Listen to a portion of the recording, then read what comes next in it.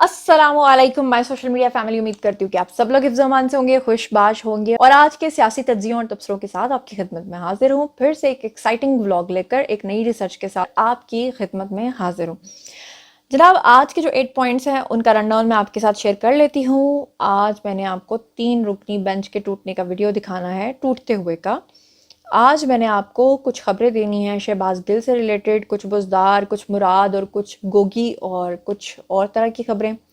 आज मैंने आपको बताना है जनाब अली के इमरान खान जो हैं वो माजी में क्या कुछ कहते रहे हैं, वीडियो सबूत के तौर पे जो आज इस्टेब्लिशमेंट को खुलेआम ताने देते हैं, वो माजी में ये सब कुछ क्या बोलते रहे हैं। आज मैंने आपको बताना है कि इमरान खान हर चीज़ का इल्ज़ाम जो है वो जनरल बाजवा पे लगाते हैं, तो बड़े फ़नी मीम्स बने हैं। वो फ़नी मीम्स मैंने आज आपके साथ शेयर करने हैं। आज मैंने आपको बताना है कि खान साहब ने कहा है कि उन्हों की लत जी है बहुत ही सुज गई है, चल फिर हो सकते नहीं तो उन्होंने रिलीफ दिता जाए, लेकिन उनके रिलीफ के लिए पीडीएम ने जो शर्त रखी है वो शर्त सुन के आपका हासा निकल जाएगा। आई मीन हंसी, जिसको अक्सर लोग हंसी कहते हैं। और आज मैंने आपको बताना है कि पिंकी आंटी ने मरियम नवाज़ को हद तक इज़्ज़त का दावा जो है उनके नोटिस भेजा है, उसकी क्या तफसीलात हैं आज आपके साथ शेयर करनी है। और साथ ही मैंने आज मिफ्ता इस्माइल का एक वीडियो आपके साथ शेयर करना है जो इस चीज़ का सबूत है कि खान साहब ने इतना कर्जा लिया है जो आज तक की तारीख में किसी भी सियासी जमात ने नहीं लिया। तो चलिए जनाब शुरू करते हैं पहले पॉइंट से। तो मैं आप लोगों को सबसे पहले दिखाती हूँ कि 3 रुकनी बेंच जो है वो टूट गया है। आपको यकीन नहीं आता, खुद ही देख लीजिए।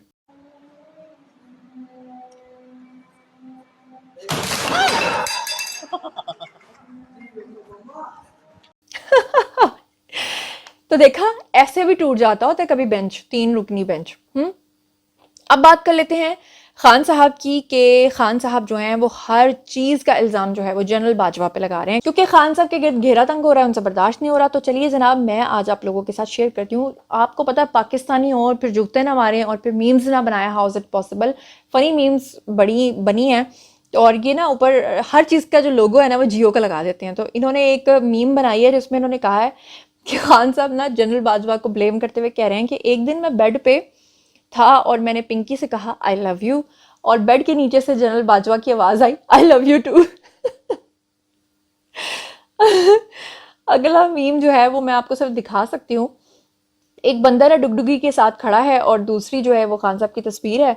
और आपको पता होगा कि माजी में खान साहब जो हैं वो देखते थे बाजवा साहब को, जैसे जैसे वो करते थे, वो हाथ उठाते थे तो वो हाथ उठाते थे, वो खड़े होते थे तो वो खड़े होते थे, मतलब हर चीज़ को वो देख के नकल उतारते थे। तो इस वजह से मेरे ख्याल से इस मुनासबत से उन्होंने ये फ़नी मीम बनाई है। एक और फ़नी मीम है, उसमें खान साहब कहते हैं कि जैसे ही मैं ऑफिस जाने के लिए साइकिल निकालता था तो जनरल बाजवा मुझे ज़बरदस्ती हेलीकॉप्टर में बैठा देता था, यानी कि साइकिल वो मुझे नहीं चलाने देता था।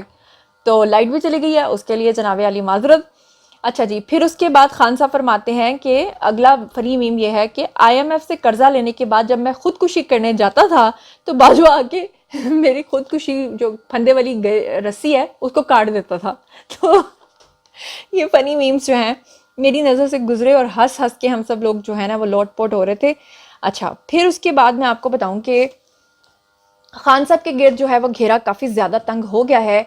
गोगी साहिबा जो कि फरा गोगी जो कि खान साहब के निकाह की गवाह भी थी, जिनके घर पे कहा जाता है मुबैना तौर पे निकाह हुआ था, जिनके बारे में कहा जाता है कि करप्शन की अजब कहानियाँ और गज़ब कहानियाँ हैं, और जिनके बारे में कहा जाता है कि वो करोड़ों रुपए के जूते और बैग्स पहनती थीं, वो भाग चुकी हुई हैं। उनको इंटरपोल के ज़रिए पाकिस्तान लाने की तैयारियां जो हैं वो मुकम्मल की जा चुकी हैं। इसके अलावा बुज़दार साहब को नैब ने तलब कर लिया है और मुराद सईद जो है वो हॉस्पिटल में बीमार पड़े हुए हैं, क्योंकि वो कहते दाऊ सो अरब तो नहीं आया, मेरे को छोड़ दो, अब मेरा क्या बनेगा। उनको कोई छोड़ने वाला नहीं है। शहबाज गिल के बारे में मुबैना तौर पे ये खबरें आ रही हैं कि उन्होंने अमेरिका में ग्रीन कार्ड के लिए अप्लाई किया है और वो कहते हैं कि वहाँ की शहरियत हासिल करने के लिए वो कहते हैं कि जी मैं एक हम जिन्स परस्त हूँ। सोशल मीडिया पे शहबाज गिल को लेकर ये बहुत सेंसेशन फैली हुई है कि उन्होंने ये कहा है कि जी वो हम जिन्स परस्त हैं, लेकिन इसके बारे में मैं अभी तस्दीक नहीं कर सकती। मैं ये तस्दीक ज़रूर कर सकती हूँ कि शहबाज गिल जो हैं वो अपनी मिसेज़ को मिलने के लिए बार बार अमेरिका जाते थे। मैं इस बात की तस्दीक कर सकती हूँ कि उनकी मिसेज़ जो हैं वो हुकूमत पाकिस्तान के पैसे और ख़र्चे पर अमेरिका सेटल हुई थी और यहाँ से वो उन फंड्स पे गई थी कि जी मैं पीएचडी करने जा रही हूँ, और उनको कई साल गुजर चुके हैं, वो तब से लेकर अब तक पाकिस्तान नहीं आई हैं।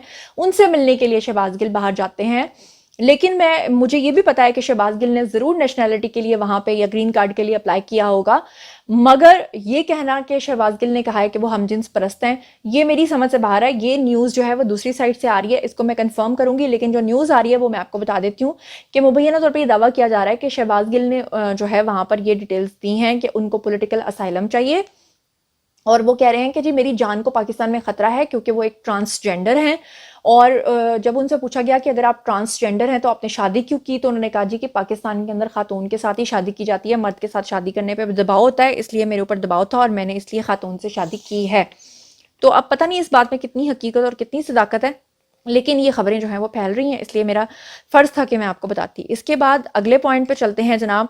اور خان صاحب کا ایک بہت پرانا ویڈیو جو ہے نا، وہ ایک اینکر ہیں، ان کا ایگزیکٹلی مجھے نام نہیں آتا، کاشف عباسی صاحب کی جو میرے خیال سے مسز ہیں، کیا نام ہے ان کا، بخاری کر کے ان کا نام ہے، ان کو انٹرویو دیا تھا خان صاحب نے. اور اس انٹرویو میں انہوں نے کیا کچھ کہا تھا، انہوں نے کہا تھا کہ جب میں آؤں گا اقتدار میں تو میں اسٹیبلشمنٹ کے اوپر الزامات نہیں دھروں گا. اور انہوں نے یہ بھی کہا تھا اپنے ایک انٹرویو میں کہ جو کچھ بھی فیصلے ہوتے ہیں وہ اسٹیبلشمنٹ مجھ سے پوچھ کے کرتی ہے. اور وہی خان صاحب اب کہہ رہے ہیں کہ اسٹیبلشمنٹ تو مجھ سے کچھ پوچھتے ہی نہیں تھی، ہر بات کا الزام جنرل باجوہ پہ لگا دیتے ہیں. اور کیا کہتے رہے ہیں ان کے یہ ویڈیوز ذرا ملاحظہ فرمائیں. آپ آ جائیں گے تو سارے بھاگ جائیں گے پیچھے، وہ انقلاب پورا ہو جائے گا. اگر تحریک انصاف کی گورنمنٹ آئی، یہ میں کبھی آپ کے سامنے ایکسکیوز نہیں کروں گا جی میں بے بس ہوں کہ جی فوج کچھ کرنے دے رہی. یہ تو کوئی بہانہ نہیں ہے. اگر فوج نہیں کرنے جا رہی، میں انکمپیٹنٹ ہوں، اس کا مطلب میں ڈیزرو ہی نہیں کرتا پرائم منسٹر بنے. اگر میرا کوئی راستہ روکے گا میں کچھ نہیں کر سکتا، میں عوام کے پاس واپس جاؤں گا. جو بھی فیصلہ ہے ذمہ دار میں ہوں، اور میں ذمہ دار ایسے ہوں کہ کوئی فیصلہ میرے پوچھے بغیر نہیں ہوتا، ڈبیٹ کیے بغیر نہیں ہوتا. اگر مجھے باہر سے اوپینین لینا پڑے میں باہر سے اوپینین لیتا ہوں.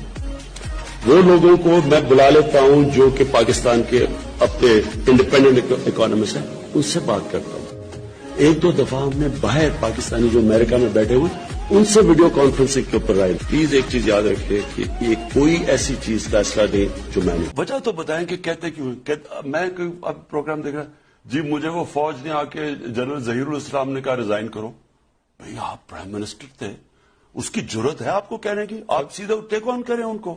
اگر آپ کو عمران خان کو یہی کال آئے کہ عمران خان وزیر اعظم پاکستان آپ اسٹیپ ڈاؤن کریں، استعفیٰ دیں، تو آپ کیا کریں گے؟ میں امیڈیٹلی اس کا استعفیٰ ڈیمانڈ کروں. میں ملک کا پرائم منسٹر. آپ سیک کریں گے؟ کس کی ضرورت ہے مجھے آگے کہے میں ڈیموکریٹکلی الیکٹڈ پرائم منسٹر ہوں؟ کس کی ضرورت ہے مجھے کہ باجوہ سے جو میری میٹنگ ہوئی ڈاکٹر الوی کے ساتھ، باجوہ نے مجھے کہا کہ اگر آپ الیکشن چاہتے ہیں تو اپنی گورنمنٹ کرا دیں. ہم نے اپنی گورنمنٹ کرا دی. چلیے جناب اب چلتے ہیں اگلے پوائنٹ کی طرف. اگلا پوائنٹ یہ ہے کہ خان صاحب اپنا چیک اپ جو ہے وہ ہمیشہ شوکت خانم سے کرواتے ہیں، اور ان کی ٹانگ میں جو گولی لگی تھی اس کے زخم ابھی تک بقول خان صاحب کے نہیں بھرے ہیں. ان کو سوجن بھی ہو جاتی ہے، ان سے چلا بھی نہیں جاتا، وہ لنگڑاتے بھی ہیں. انہوں نے عدالتوں کو یہ بھی کہا، ویل چیئر پہ بیٹھ کے بھی انہوں نے سب کچھ کر کے دیکھ لیا. انہوں نے یہ بھی کہا کہ ان کی جگہ ان کے وکیل پیش ہو جایا کریں، لیکن عدالتوں نے کہا کہ نہیں جی آپ کو تو پیشی کرنی پڑے گی، آپ کو تو آنا پڑے گا، اور ویڈیو لنک کے تھرو ہم آپ کو پیشیوں پر نہیں بلا سکتے.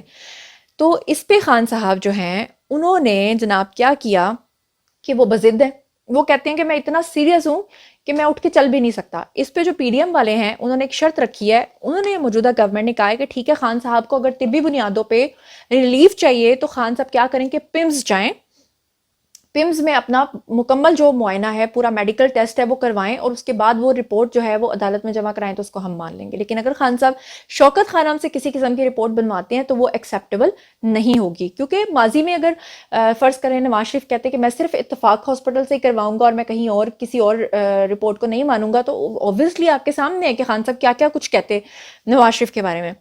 تو اب چلتے ہیں جناب اگلے پوائنٹ کی طرف. اگلا پوائنٹ ہے جی میں آپ کو مفتاح اسماعیل صاحب کا ایک ویڈیو دکھانا چاہتی ہوں جس میں وہ کیا بول رہے ہیں، اور وسیم مدامی کا بھی میں سوچوں گی دیکھوں گی کہ اگر مجھے ویڈیو مل جاتا ہے. جو اے آر وے پہ بیٹھ کر انہوں نے یہ بات کنفیس کی. وہ بہت سارے یوتھی بھائی جو ہیں وہ اس بات کو نہیں مانتے، وہ کہتے ہیں نہیں جی نہیں، خان صاحب نے اتنا قرضہ نہیں لیا. آج تک پاکستان کی تاریخ میں جب سے پاکستان بنا ہے، جتنے سال کا پاکستان ہو گیا ہے، کسی بھی سیاسی جماعت نے اتنا قرضہ نہیں لیا جتنا خان صاحب نے لیا ہے.